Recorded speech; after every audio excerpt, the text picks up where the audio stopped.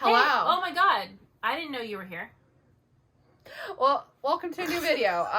This is gonna be our worst books of 2022. In no particular order. Yeah, in no particular order. So I'll go first. The Ex-Hex by Erin Sterling, Also known as Rachel Hawkins, like the town. Cujo. This is about a witch who casts an X on her A hex on her ex. yeah, on her ex-boyfriend, and things happen. This book was so nothing. Everyone says that. Every single person says this should have been dope, and it was rice cakes. Yeah, basically. What a it cool was set. so Isn't much it like, nothing. Isn't it like a Halloween town? Yeah. Everything's spooky, and you waste that sick, It's dope opportunity. I felt nothing throughout this whole book, and then the Um. next day, after I was done reading it, it left my brain. That's unfortunate because Rachel Hawkins has young adult. She has the Royals series, which she changed the first one to Prince Charming, and I loved the second one. I thought her characters were great. So it's sad to know that when she's doing adult books and she can like be a little more free, she blows it. What a bummer. My number one hated book is my number one hated book. It's Preacher by Garth Ennis, or Ennis. I don't care. I don't care. You don't matter to me. You suck. I hate you. The Boys is such a good show, and that has nothing to do with him. Anyway, I hated it because of 2 pages. It was just boring, and then it made me really mad. Trigger warning for animal abuse. Real quick. There's graphic on-page rape of a chicken, and it made me so angry that I stopped reading it and I gave it away to the bookstore. Don't read it. He's such a tryhard with his like gross out stuff, with his like edgy stuff. He's like this with everything. It's the same with The Boys, except a million times worse. It's like he can't do sadness without doing like horrible, awful stuff. I know everyone loves him. I don't love him. I hated Preacher. Sucked. My number one hated book for the whole entire year. I read that book February, and my hatred has not diminished in the 150 months it's been since I read it. What's yours? Number 2 for me is Count Your Lucky Stars by Alexandria Bellafleur. This is the third in a series. I thought this one was going to be awesome because I didn't really like the second one, but the first one, this is a romance series where the first and third are sapphic and the middle one is hetero. Boring. Yeah. And I hated it. I didn't find the characters charming. I thought they were bad people. I didn't think the humor was funny. I didn't like the storyline. I hated it. I hated it a lot. Okay, my second one. My second one I just thought was boring. It's House of Salt and Sorrow by Aaron A. Craig. It's a 12 Dancing Princesses retelling, I guess. It was just horrendously boring. Nothing special about it. The thing is that a lot of the young adult I've been reading lately is the problem is there's nothing special about it. Nothing memorable. It's just like there was nothing interesting about the main character or the love interest. So it's just like a big fat waste of my time. For me, number 3 is American Demon by Kim Harrison. And it's on this list because, so basically Kim Harrison ended the series, the Rachel Morgan series. And then, the polite way to say it is things didn't go well for her after that. And then she decided to come back with the Rachel Morgan books. And it's so clear that she didn't really want to be writing them. There was nothing to it. She didn't remember how to write these characters. And basically she just ruined the entire series with American Demon and the one that came after it. And I really dislike it. She's been reading those books since like we were teenagers, I think. Yeah. So it really sucks to come back after all this time and like blow it post. So I feel for you because that really sucks. Anyway, my next is Down Comes the Night by Allison Saft. Not necessarily bad. I just thought it was kind of like a waste because like the premise is that the love interest I think is like a general for the other side of a war. And it turns out he's not actually that bad at all. He's a nice guy. They just misunderstand him. And, like, that's really boring. I want the conflict of, no, he is exactly who you think he is. Can you love him anyway? Which is, like, what the tagline is. The tagline's like, can you love a monster or something? And he's not a monster. He's just a guy who kind of got forced into a situation and it was boring, and I was really, really deeply let down. Next for me is An Offer from a Gentleman by Julia Quinn. We have a video about why I hated this book, so I'm not gonna pull it out. yeah, that's fine. You can go check out that video. The gist is the characters suck, the plot sucks, the retelling aspect of it sucks, the ending sucks, all the characters have no personality. I didn't like it. My next, Sandman by Neil Gaiman. If you want to know more about that, we have videos. I won't get into it, lest I shred my gentle, soft throat meat further. That was, like, I'm skipping around because we didn't have the same number, but that was one of mine. That's on yours! That was on mine. This is the third time I've read this goddamn series, and I've hated it twice now.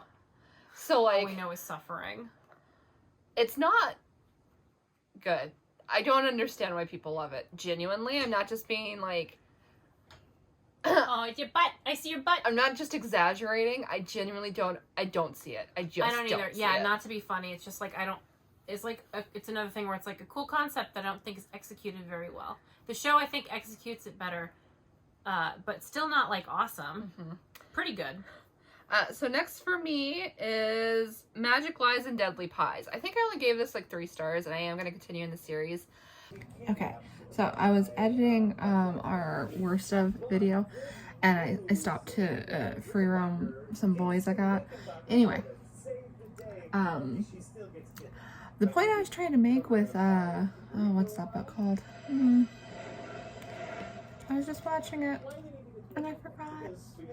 Magic Lies and Deadly Pies. Okay, the point I was trying to make with Magic Lies and Deadly Pies kind of came out like mush, so I'm going to re-explain. So basically my issue with Magic Lies and Deadly Pies is there's a lot of like toxic feminism in it, and I'm not entirely sure what the author is trying to do with it, because clearly that character that is... Hi, baby. Hi. He's right here. Is he? Trying to get him in there for you guys. Oh, thank you for the kiss. That's Ezra.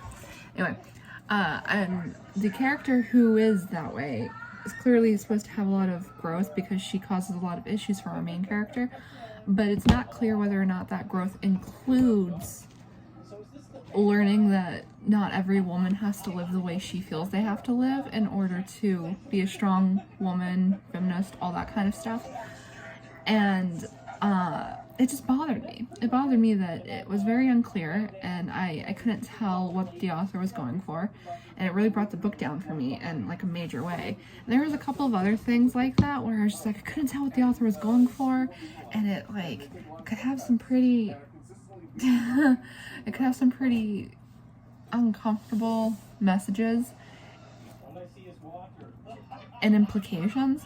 So yeah, that's why Magic Lies and Deadly Pies made it to my bottom of the list. For the most part, it's a fine book. Like, I understand why people like it. I can understand why people wouldn't like it, obviously. So yes, editing Sarah out. Anyway, sorry for that. My next one, unfortunately, is Note of the Ninth by Tamsin Muir. Not because it was bad, but because it was so disappointing. The second book, Harrow the Ninth, left off on like a massive the first book, massive cliffhanger. And then you go into the second book, and it pushes aside that cliffhanger. It does it in a cool way, but it pushes it aside so none of it is resolved in the second book. And the second one ends with a giant cliffhanger too. And then you get into the third one, and it's like a completely different story, and nothing else is resolved, nothing is moved forward. This was supposed to be like a little plot line in the third book, and for some reason she decided to make it a full book, so there's 4 instead of 3. And it just feels so unnecessary. It was like fun, I guess, but I was so frustrated waiting for it to get back to the stuff with Gideon and Harrow that I didn't care about what was happening, so I was just like slogging through.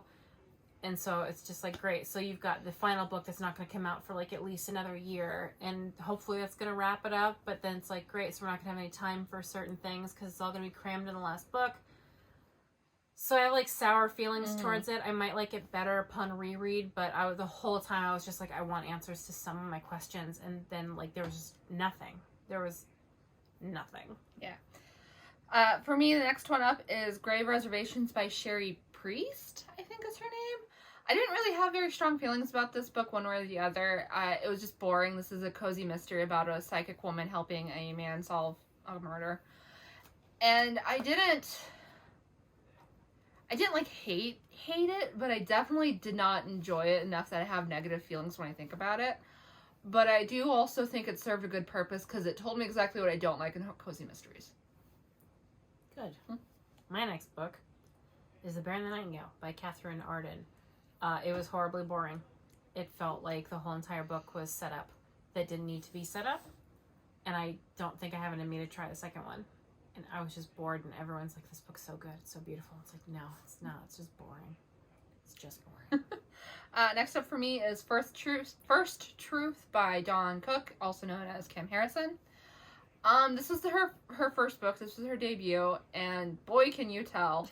It is so poorly written, haphazardly thrown together, over the top, cartoony, and I hated it. It's a fantasy series about what all fantasy series are about. There's a girl who's come into power and she has to go off to learn how to use that power.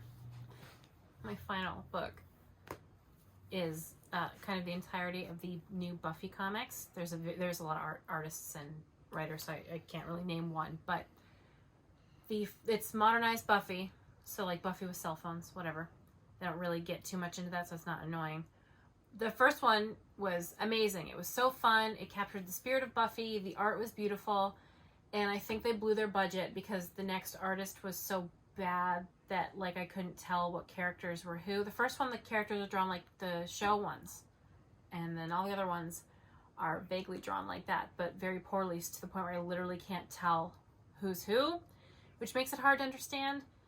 And they just didn't feel very well thought out. Like there's interesting, it's like, oh, what are the changes? Like some of the changes, if you know, I'm not going to explain everything, but if you know Buffy, like Anya owns the magic shop. She's an adult. The rest of them are teenagers. Spike and Drew are in it. Willow is already out and she has a girlfriend. Oz is actually in LA. He's in the Angel comics. And those werewolves are like the size of houses. Whatever. It's dumb. Xander has like a blog about depression, which sounds stupid, but I kind of like it. They didn't really do much with it. Xander also gets turned into a vampire by Drusilla, who is the big bad. And there's like all these differences. It's like, oh, that's interesting. I appreciate like a different take on it. Another thing they did that I didn't like. And I know it's problematic. I don't care. Buffy and Angel have zero romance. I know, okay, that she's 16 and he's 200. I don't care. I don't care. I've been watching since I was 5 years old. I don't care. There's zero romance. Instead, she's with Robin, who's also a teenager. He's the principal in like season 7 or whatever. Just boring as hell. No romance at all. And then Cordy and Spike have a weird thing, but also not a romance. And he's a bad guy, so it's like whatever. And it's just like, I want to watch this vampire romance this Slayer because it's the most wonderful enemies to lovers that aren't actually enemies ever. And you took that from me. You took it from me, and you didn't even feel bad, and you want me to feel bad. But I don't. I don't. Faith is also in them. Kendra's in them, and she's alive. They're not necessarily... They're on Comixology for free. So if you have that app, it's the Kindle thing. Yeah, it's pretty cheap. Yeah, you can read them. They're all on there. There's a crossover event called Hellmouth with the Angel comics that failed immediately, so they canceled that one. You can read them if you want. They're quick reads. Wesley is in them, but not till like way later, and he's super young, and I love him. He's my heart. And then Ethan is like haunting him because he's a ghost at the Watcher School. And that's boring because they don't do anything with it. But yeah, they're not really worth reading. If you want to read the first one, it's pretty cool. But then I'd end it and just in your head treat it like that little Buffy cartoon that they made 15 years ago, 20 years ago. That's like the CW, WB cartoon with that gorgeous opening theme that they do all animated and then like have an animated scene. Treat it like that, like a dope little concept that you get this much of and it's like perfect for what it is. And then move on and the other comics don't exist. I will say real quick, they rebooted the Angel comic though with a new writer, new artist, completely new concept. Those are super cool. Those are very fun. Highly recommend those. not the original Angel reboot or the Angel Spike reboot. Don't bother. Just read the brand new Angel ones. It's the one where Cordy and Angel have like a TV show. All right, well, I hope you enjoyed this video. If you did, like, comment, and subscribe. If you hated any of these, let me know. Validate us. We'll see you in the next one. Bye. Goodbye.